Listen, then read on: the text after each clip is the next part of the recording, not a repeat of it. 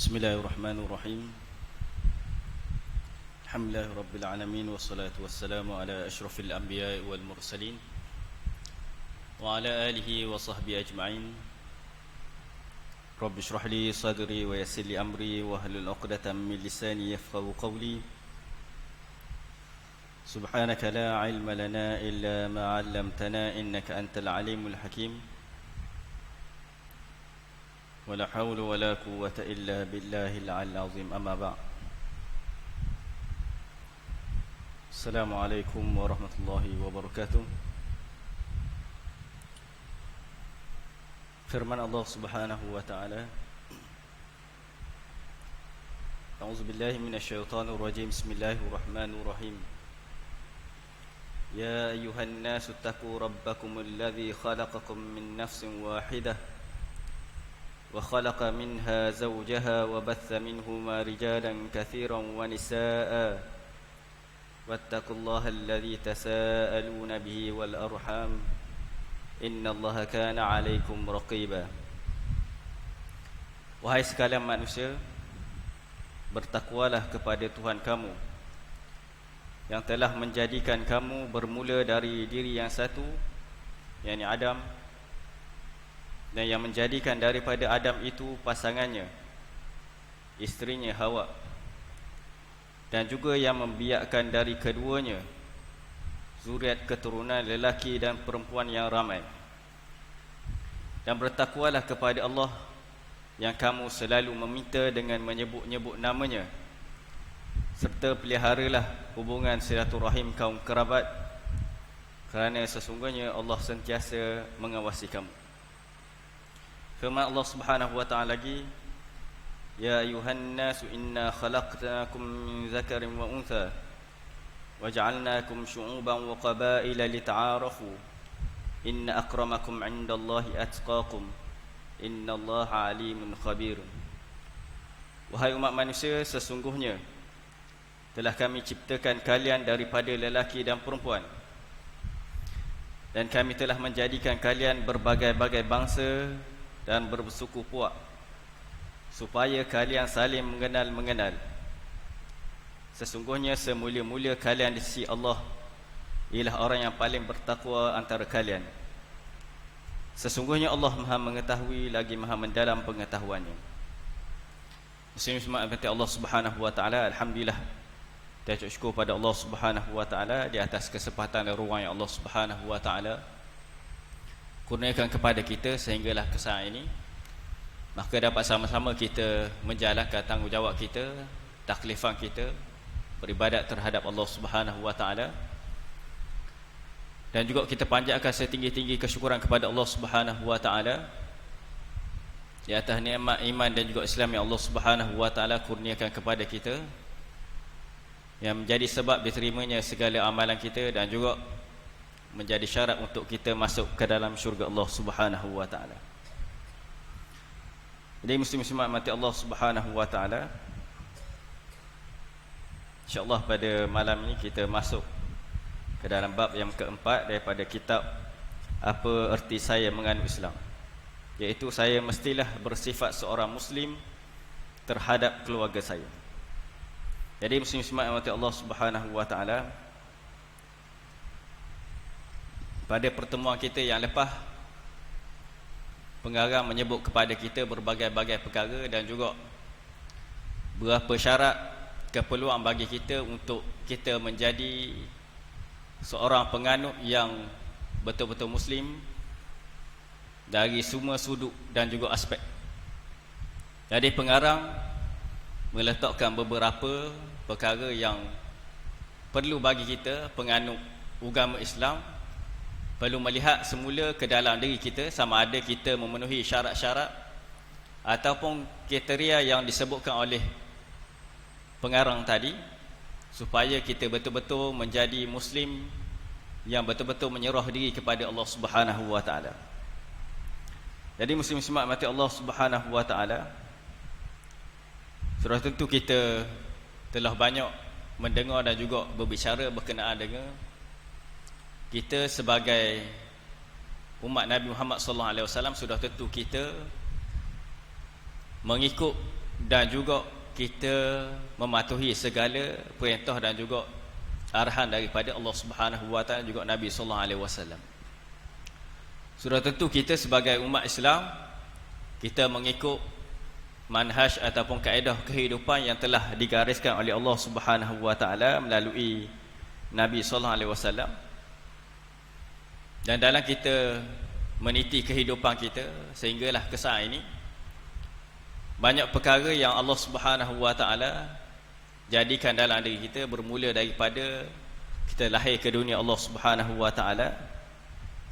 Dan sesungguhnya Allah Subhanahu wa taala memberi kita berbagai-bagai nikmat, dan juga Allah Subhanahu wa taala memberi kita berbagai-bagai ujian untuk menguji siapa di antara hamba-hamba Allah Subhanahu wa taala ni yang paling baik amalannya.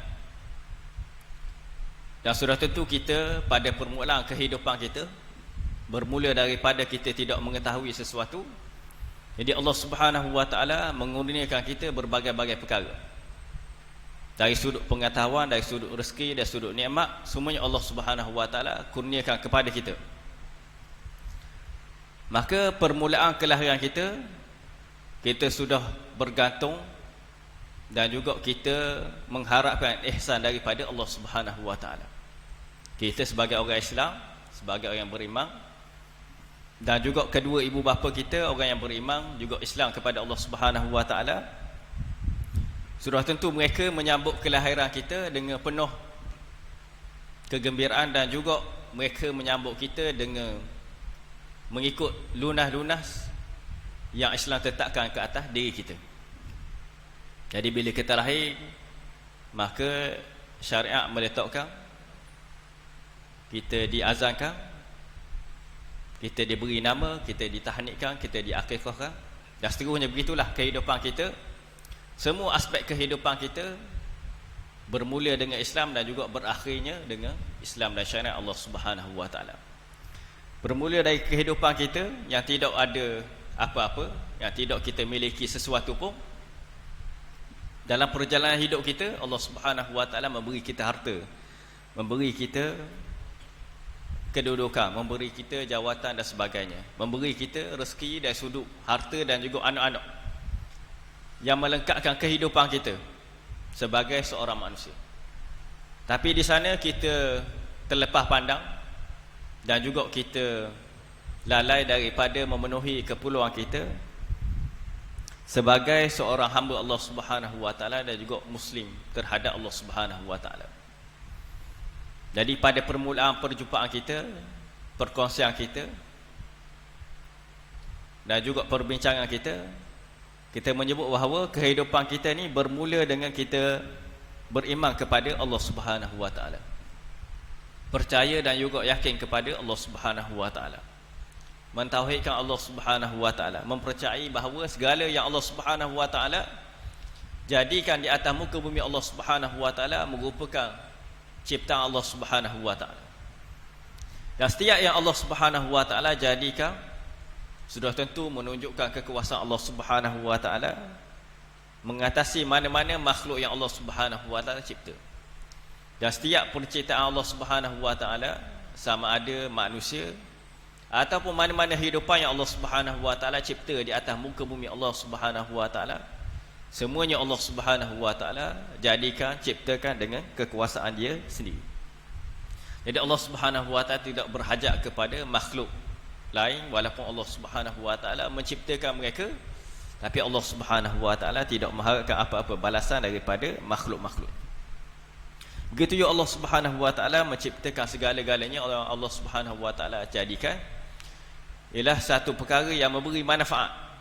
Tidak ada perkara yang Allah Subhanahu wa taala jadikan di atas muka dunia Allah Subhanahu wa taala melainkan Allah Subhanahu wa taala menjadikannya bersebab, dan juga Allah Subhanahu wa taala jadikan perkara tadi tidak sia-sia di sisi Allah Subhanahu wa taala.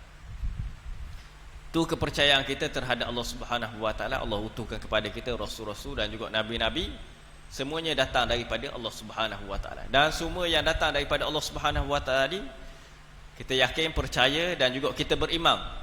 Semua dan juga semua perkara yang hadir dalam kehidupan kita yang Allah Subhanahu wa taala utuhkan kepada kita, bermula daripada Allah Subhanahu wa taala mengutuhkan nabi dan juga rasul-rasul, memberi keterangan berkenaan dengan wahyu daripada Allah Subhanahu wa taala. Begitu juga Allah Subhanahu wa taala mensyariatkan ke atas kita ibadat-ibadat dan juga syariat-syariat sesuai dengan kehidupan kita sebagai manusia dan juga hamba Allah Subhanahu wa taala, berpandukan kepada fitrah kita sebagai hamba Allah Subhanahu wa taala. Jadi ibadat dan juga syariat yang Allah Subhanahu wa taala kurniakan kepada kita semuanya mencakupi seluruh kehidupan kita dan juga sesuai dengan kita sebagai hamba Allah Subhanahu wa taala. Walaupun di antara kita yang menerima syariat dan juga ibadat ni dalam pelbagai keadaan, sama ada menerima ibadat tu dengan dalam keadaan malah, ataupun dalam keadaan bermujahadah, bersungguh-sungguh, ataupun menerima ibadat syariat tu sebagaimana terimanya syariat-syariat dari kalangan bangsa-bangsa dan juga puak-puak kaum-kaum yang Allah Subhanahu wa taala utuhkan sebelum daripada kita. Jadi Allah Subhanahu wa taala kurniakan kepada kita syariat menjadi jalan kehidupan kita sehinggalah kita bertemu dengan Allah Subhanahu wa taala.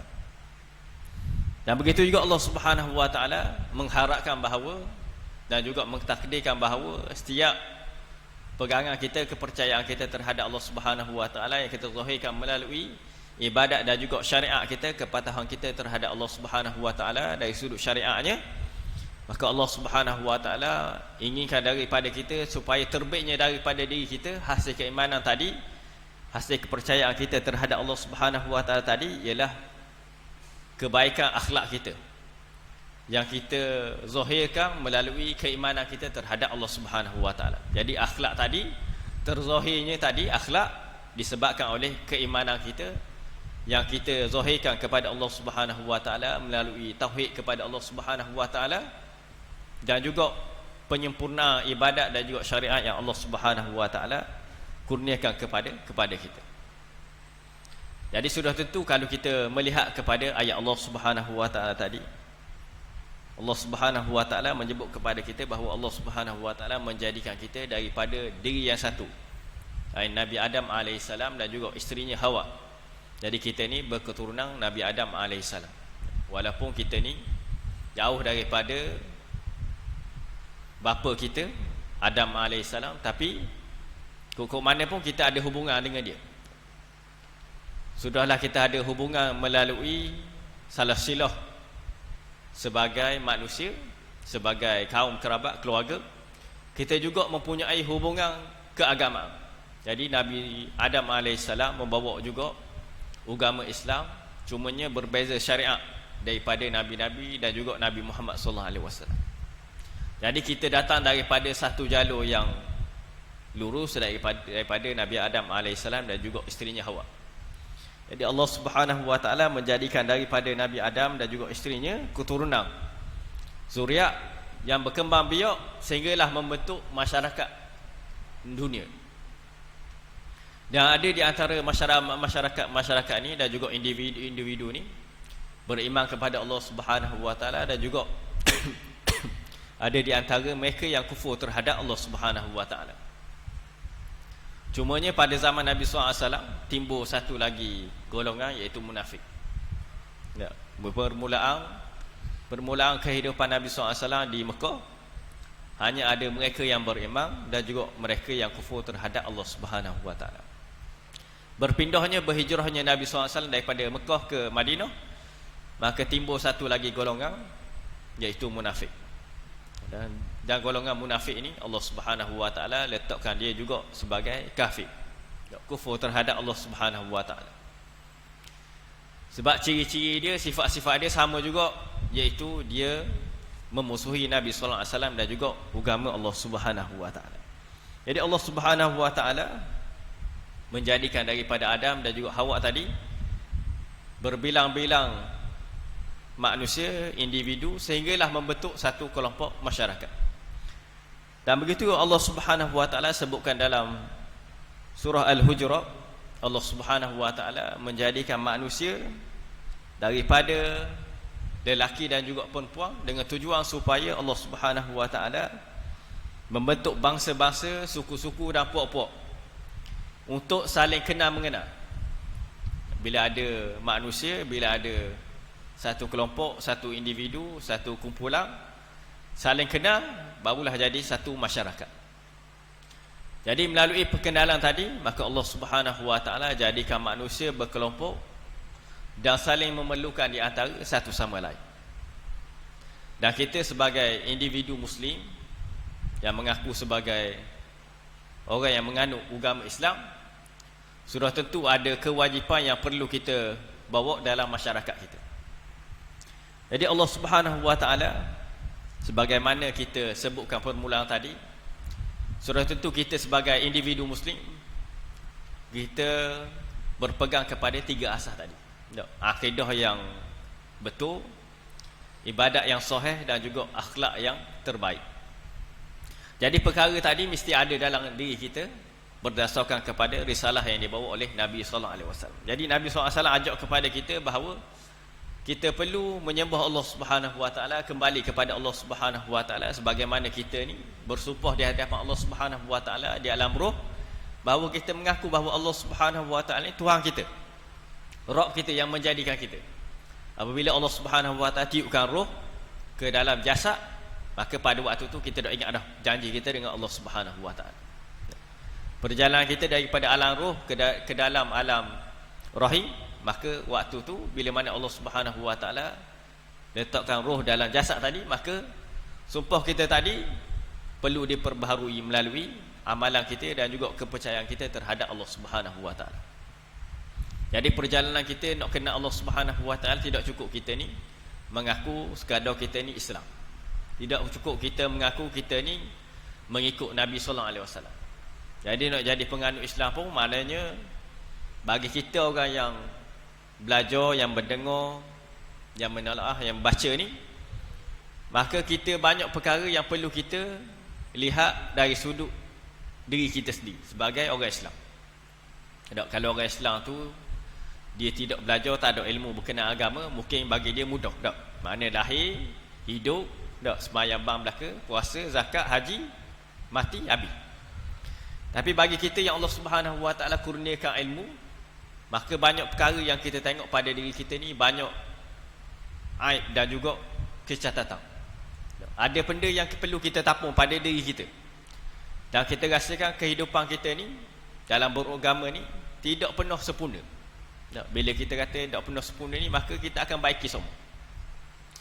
Jadi kehidupan kita ni ada masa keimanan kita berada pada tahap yang tinggi. Maknanya iman kita kuat hari ni tak?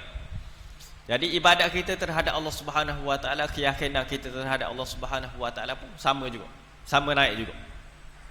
Tapi ada hari iman kita menurun, tak berkurang.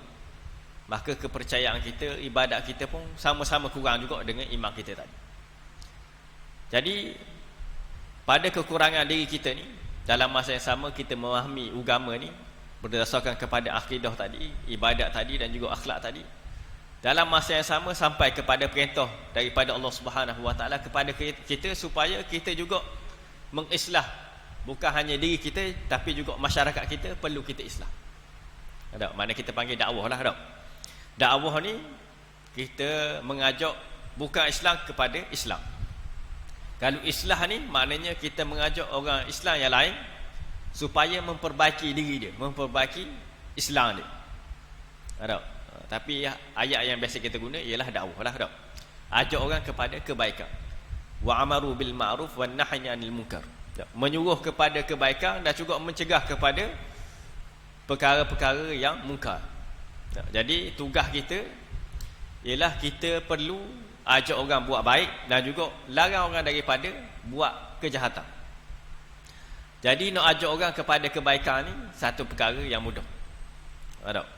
Maknanya kalau kita katalah 10 orang, kalau dalam 10 orang kita ajak orang untuk buat baik, maka kemungkinan separuh daripada itu akan ikut.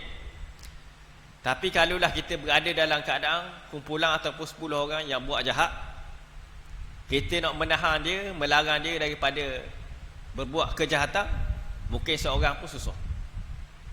Tak? Sebab kejahatan pun pakat juga tak?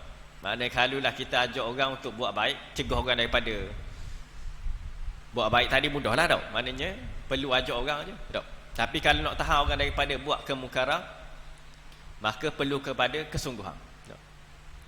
Maknanya nak ajak orang buat ataupun nak tahan orang daripada buat kemungkaran ni, buat jahat ni, satu perkara yang susah. Sebab apa susah? Kalau kita sebagai satu individu nak melarang 10 orang daripada buat jahat, susah tau. Kena molek kita pula kena hambak, kena katok, kena halau. Disebabkan oleh perbuatan kita tadi ialah mencegah daripada melakukan perkara mungkar. Jadi dalam keadaan kita serba kekurangan tadi, kita nak baiki diri kita tadi, macam mana kita nak ajak orang lain supaya menjadi baik ataupun mengislah diri dia menjadi lebih baik. Maknanya kalau kita tengok pada diri kita ni tak layak untuk kita ni ajak orang lain buat baik, sedangkan diri kita ni penuh dengan dosa. Semayang bang kita pun boleh tentu Allah Subhanahu Wa Taala, tiba-tiba kita nak suruh kita ataupun kita nak ajak orang lain buat baik juga. Adakah kita perlu dulu baiki diri kita menjadi sempurna dulu baru ajak orang, ataupun dalam keadaan kita baiki diri kita, kita perlu ajak orang kepada kebaikan? Maknanya ada setengah orang maknanya dia merasakan bahawa kalau diri tak baik, maka tak boleh ajak lagi orang buat baik. Tak boleh lagi membentuk orang lain menjadi baik. Mesti perlu diri dia baik dulu, baru boleh ajak orang lain jadi baik. Sebagaimana perintah daripada Allah Subhanahu Wa Taala tadi, wa amaru bil ma'ruf wan nahyi 'anil munkar, maka dia jadi satu kewajipan kepada kita. Semua orang mesti mengajak masyarakat ataupun individu lain supaya berbuat kebaikan dan juga meninggalkan kejahatan. Mana jatuh kewajipan atas kita, sama ada kira lah siapa kita, tua ke muda ke, berjawatan ke, miskin ke, kaya ke, ada ilmu sikit ke, ada ilmu banyak ke, semuanya ada tanggungjawab untuk ajak orang lain buat kebaikan dan juga tinggal kejahatan. Tak perlu tunggu diri kita ni baik dulu. Hatta kalulah seorang pencuri tegur kita atas kesalahan dosa yang kita buat, kita kena terima. Boleh jadi teguran tadi itu datang daripada Allah Subhanahu Wa Taala.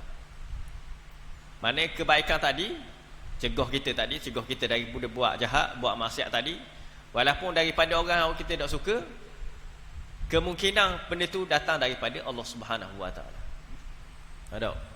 Kita ni maknanya kalau kita nak tengok orang ni ajak kita buat baik ataupun cegah kita daripada larang kita, nasihat kita buat benda baik ataupun tinggal benda jahat ni, maka kita akan tengok siapa yang beri nasihat pada kita, siapa yang larang kita, siapa yang ajak kita buat baik. Kalau orang tu lebih kurang je dengan kita, tak semayang bang, kita tak mau dengar, tak mau ikut. Tak mau ikut orang tu. Sebab apa? Sebab kita rasa kita ni lebih baik daripada dia. Sedangkan kita tak tahu, maknanya teguran tadi, nasihat tadi, ajakan tadi, kebaikan tadi datangnya daripada Allah Subhanahu Wa Taala. Sebab sebelum ni kita sebut dah sebelum ni maknanya kita kena yakin, kena percaya bahawa setiap perkara kebaikan dan juga kejahatan ni mari daripada Allah Subhanahu Wa Taala.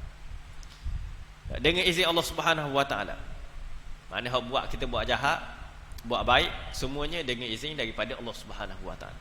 Kalau kita buat baik, izin daripada Allah Subhanahu Wa Taala sekali dengan redha daripada Allah Subhanahu Wa Taala. Maknanya Allah suka kita buat baik tadilah Dan kejahatan tadi pun mari pun dengan izin daripada Allah Subhanahu Wa Taala juga. Tapi Allah Subhanahu Wa Taala tidak reda dengan kejahatan tadi, dosa tadi.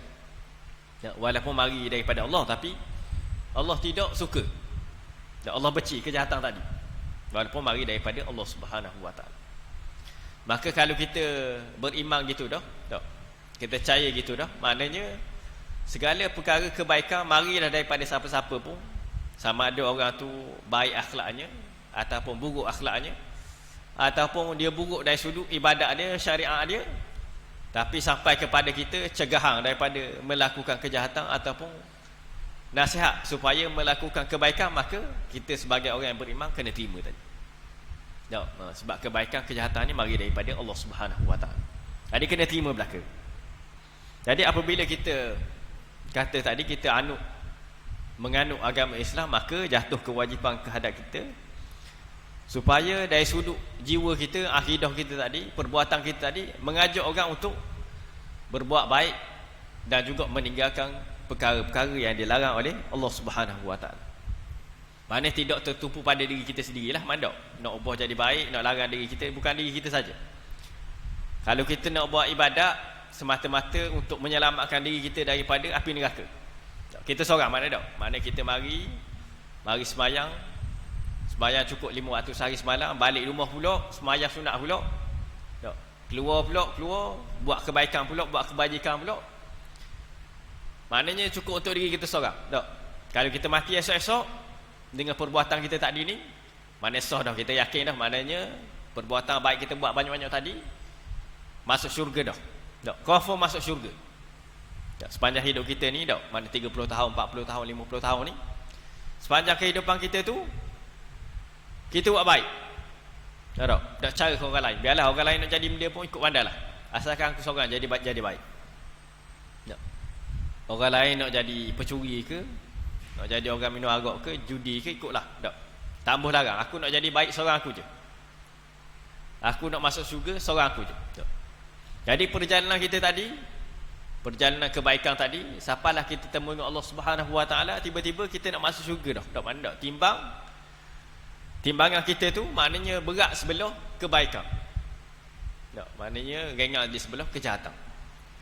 Jadi boleh masuk syurga. Tak? Tiba-tiba kita nak masuk syurga, lalu titian sirat, tiba-tiba kaki kita disambar, ditarik, jatuh dalam api neraka. Jadi dah cukup ke amalan yang kita buat tadi tak? Mana sepanjang kehidupan kita ni, semayang kita, puasa kita, tak? Sedekah kita, zikir kita, baca Quran kita tadi, dah cukup ke kita nak masuk syurga tadi tak? Mana kalau kita kata tadi baik seorang, maka tak cukup. Tak? Kita nak molek kita seorang, nak boleh pahala kita seorang, nak masuk syurga kita seorang, tak cukup. Kalau tarik kaki kita masuk dalam neraka tadi, kemungkinan anak-anak kita, kemungkinan isteri kita, kemungkinan jiran kita, kemungkinan masyarakat kita, tak? Kemungkinan orang kafir sendiri. Kalau tarik kaki kita tadi, kalau kita berasa kita ni masuk syurga dah, tarik kaki kita masuk dalam neraka. Jadinya kita nak jadi baik, kita nak jadi beriman, nak jadi soleh, seorang tak boleh. Mustahil benda tu. Tidak mustahil pada akal kita, tapi pada perhitungan Allah Subhanahu Wa Taala penentu mustahil. Tak? Sebab apa? Sebab kalau kita ikut hak dunia saja pun, hak dunia kita hidup sekarang ni, tak? Semua benda kita berhajat kepada orang lain. Tak? Kita nak masuk lagi perkara-perkara ibadat tadi tak? Perkara-perkara syariat tadi tak?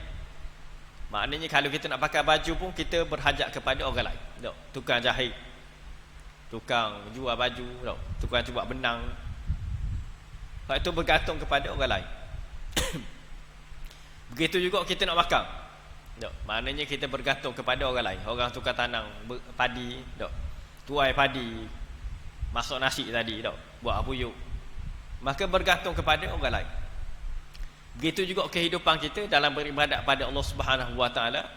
Dan kita tak nafilah pada kehidupan kita ni, semua perbuatan kita ada kaitannya dengan hukum Allah Subhanahu Wa Taala. Tak boleh lari. Hatta kita tidur sekejap pun, maknanya ada perhitungan dosa pahala. Kita jalan selakah pun ada perhitungan dosa pahala. Kita buka mata kita pun ada perhitungan dosa pahala juga. Tak? Kalau kita kata kehidupan kita ni tak ada hubungan dengan Allah Subhanahu Wa Taala, maka benda tu keluar daripada sunnatullah. Tak? Semua kehidupan kita ada hubungan dengan Allah Subhanahu Wa Taala. Maka kehidupan kita tadi dari sudut ibadat pun gitu juga. Kalau kita nak sedekah, kita perlu kepada orang lain juga. Tak? Kita nak buat baik pada orang lain, perlu kepada makhluk lain juga, manusia lain juga.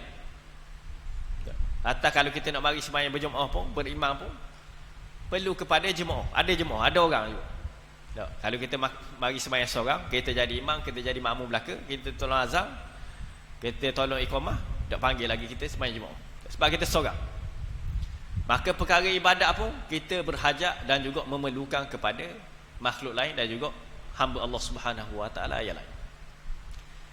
Apatah lagi kita mengajak orang supaya kembali kepada Allah Subhanahu Wa Taala. Ya tak? Jadi kita ni, kita sebut tadi asalnya kita ni seorang Muslim. Tak? fardu muslim, seorang individu muslim. Jadi macam mana kita nak bentuk? Dia ada 3 peringkat dak, mana dak? Fardu muslim, baitul muslim dan juga mujtama' muslim. Tadi individu muslim kita sebut dah tadi dak, maknanya dia ada akidah yang baik dak, maknanya akidah yang kebal. Lepas tu akhlak dia pula molek dak, ibadat dia sahih, maknanya dapat daripada nas Nabi sallallahu alaihi wasallam, juga petunjuk daripada Allah Subhanahu wa taala. Macam mana pula dia nak bentuk supaya dia jadi keluarga yang muslim pula? Tak, mana kita hari ni maknanya kalau kita jadi molek seorang, mana dok dekat lagi kehidupan kita. Dia ada banyak peringkat lagi dok. Keluarga kita pun kena baik, masyarakat kita pun kena baik juga.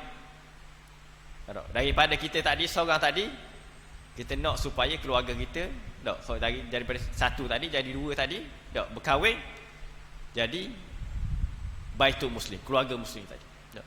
Daripada 2 tadi beranak pinak belaka, dok, anak keturunan kita kahwin belaka, maka daripada tu kita nak supaya jadi mujtama' muslim, masyarakat muslim, masyarakat Islam. Jadi macam mana kita nak buat dok? Mana perjalanan kita tu panjang dok. Kalau kita katalah kehidupan kita sebagai seorang Islam dok, maka ada ulama letak ada 10 perkara dok, 10 perkara yang kita kena letak dalam diri kita nak jadi fardu muslim dok, mana nak jadi muslim yang Islam dok, nak jadi individu yang muslim dok. Jadi 10 perkara tu, yang pertama sekali ialah akidah yang bersih dok. Kalau kita belajar tadilah, mula-mula kita sebut sebelum ni dok, maknanya apa pasal akidah? Saya mestilah muslim dari sudut akidah saya dok, kena Allah Subhanahu wa taala, yakin Allah Subhanahu wa taala buat belaka dok, Allah Subhanahu wa taala buat dok sia-sia belaka, Allah Subhanahu wa taala buat mari utuh Nabi sallallahu alaihi wasallam, buat mari nabi rasul-rasul, beri pula kitab pada kita dok. Itu panduan kita dok. Maknanya hok mula sekali sebelum kita nak jadi seorang manusia yang menganut Islam ni, hamba Allah Subhanahu wa taala, akidah kita kena betul tadi dok. Kalau ibadat kita molek, akhlak kita molek, tapi akidah kita kosong, maka ibadat kita tadi, syariat kita tadi, akhlak kita tadi Allah Subhanahu wa taala tolak belaka. Kau mana-mana pun, maknanya permulaan ibadat kita ni, permulaan kehidupan kita kena kena Allah Subhanahu wa taala. Kena timbul keyakinan dari diri kita lah dok. Maknanya kena cari siapa Tuhan kita dok, siapa yang menciptakan kita, siapa yang buat kita, dan apa yang dikehendaki daripada Tuhan kita tadi dok. Maknanya turun wahyu tadi tu, mari Nabi, mari Rasul tadi ni nak terang berkenaan dengan matlamat hidup kita dok, matlamat kehidupan dunia dan juga matlamat kehidupan akhirat dok. Maknanya Allah Subhanahu wa taala kirim Nabi, kirim Rasul ni supaya kehidupan kita ni jalan ikut hak Allah nak dok.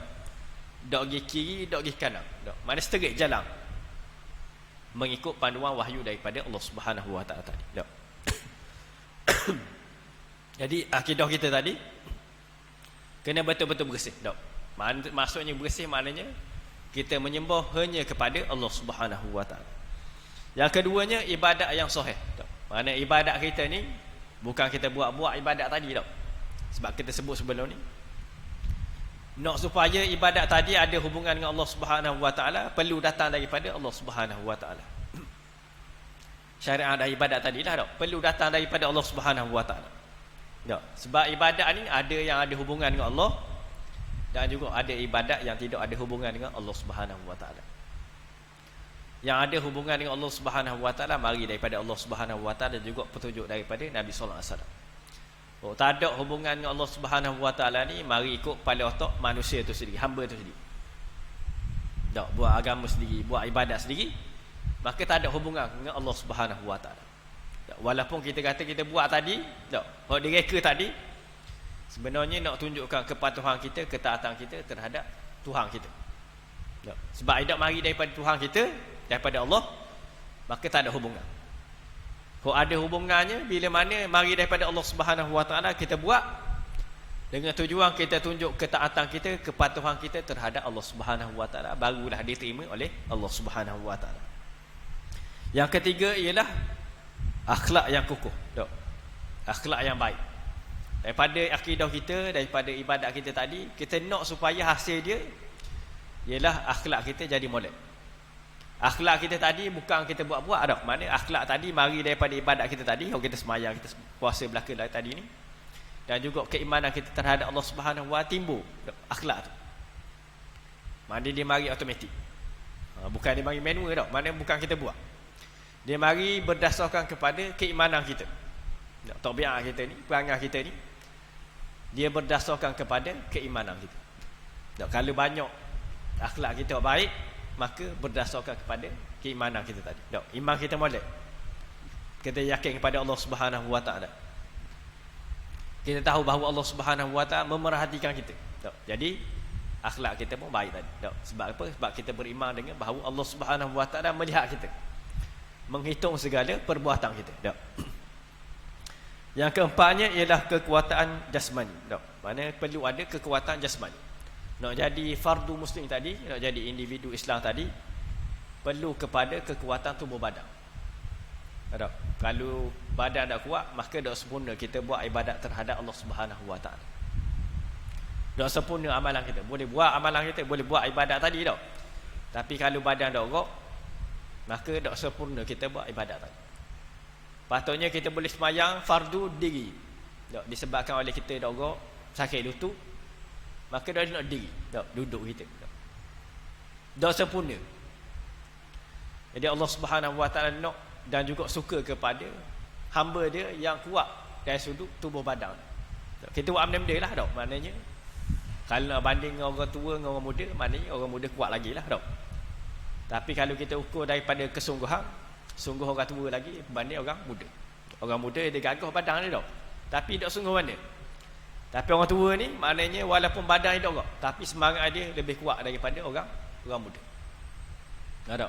Maknanya badan kuat kena mari juga dengan semangat yang kuat juga. Tak, baru jadi. Yang kelimanya ialah mustaqal fikri. Maknanya dia perlu kepada kuatnya fikiran dia, akal dia. Tak? Maknanya perlu kepada ilmu. Perlu kepada pengetahuan. Jadi kalau nak jadi individu muslim yang molek, yang terbaik, jadi dia pun perlu ada ilmu juga. Mana kita ni maknanya kadar kita lah tau. Kadar kita. Kalau kadar kita ilmu setakat tu, maka setakat tu. Tapi tidak bermaksud kita kena berhenti setakat tu. Maknanya kalau kita belajar hari ni sampai setakat tu je tau. Bagi contoh kita belajar sampai SPM. Tapi kita mampu lagi, tambah lagi ilmu kita. Kita belajar lagi, sambung lagi tau. Begitu juga ilmu akhirat, ilmu agama, maka kena tambah sama. Tak boleh sekadar kita rasa cukup dengan ilmu kita ada. Tak, kena tambah sama supaya bertambahnya tajam akal fikiran kita. Yang keenamnya ialah melawan hawa nafsu. Jadi yang keenam ni ulama meletakkan bahawa tadi kita kata tadi akidah, ibadat, akhlak, kekuatan jasmani, kekuatan akal fikiran. Jadi kena ada juga kesungguhan kita melawan hawa nafsu kita. Jadi orang yang paling baik, yang paling kuat ialah orang yang berjaya melawan hawa nafsu. Sebab apa? Sebab dalam diri kita ni belaga semua di antara kebaikan dan juga kejahatan. Ada hari kejahatan menang, ada hari kebaikan menang. Ada. Jadi berlawan semua, belaga semua dalam hati kita. Ada bisikan daripada malaikat, ada bisikan daripada syaitan. Mana tepat sama, tepat berlawan sama dalam hati kita ni, tepat berlawan di antara malaikat dan juga syaitan. Jadi ulama menyebut bahawa kita kena kuat juga melawan hawa nafsu kita. Yang ketujuhnya kena pandai menjaga waktu. Yang ke-8nya teratur dalam sesuatu urusan. Yang ke-9nya ada usaha sendiri, keupayaan usaha sendiri-sendiri, dan juga yang ke-10nya bermanfaat pada orang lain. Ini 10 perkara yang perlu ada pada seorang muslim sebelum mana dia membentuk baitul muslim dan juga mujtama' muslim tadi. Mana orang muda-muda dia kena berusaha lah, maknanya melekatkan diri dia 10 perkara tadi. Sebab halangan dia, cabaran dia akhir zaman ni lebih hebat daripada zaman-zaman kita sebelum ni.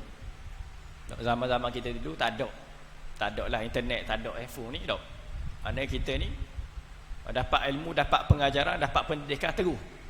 Orang sekarang ni banyak dugaan, banyak cabaran, daripada kemajuan dan juga fitnah akhir zaman. Jadi kita haraplah Allah Subhanahu Wa Taala pelihara kita dan juga anak keturunan kita supaya mereka ni beriman kepada Allah Subhanahu Wa Taala dan juga mereka ni sama-sama berada dalam syurga Allah Subhanahu Wa Taala. Wallahu alam. Assalamualaikum warahmatullahi wabarakatuh. Bismillahirrahmanirrahim. Alhamdulillahirabbil alamin wassalatu wassalamu ala asyrafil anbiya'i wal mursalin wa ala alihi washabihi ajmain. Iftah alaina futuhal arifin warzuqna fahman nabiyyin wa zal mursalin wa imanal muttaqin bi rahmatika ya arhamar rahimin walhamdulillahi rabbil alamin.